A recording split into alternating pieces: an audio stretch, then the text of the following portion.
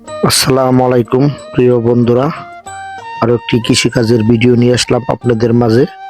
কিভাবে ধান চাষ করে এবং ধান পরিচর্যা করে, আসুন সবাই মিলে দেখি।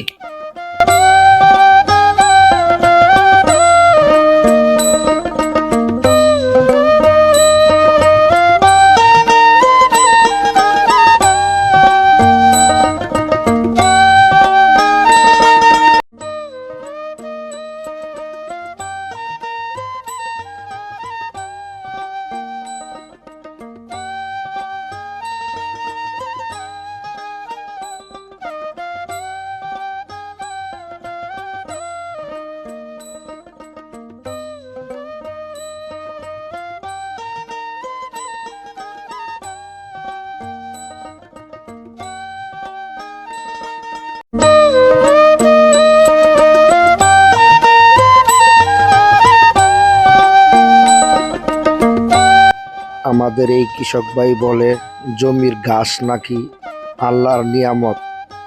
ঘাসও অনেক উপকারে আসে, কিন্তু শুনতে অবাক হলো সত্যি।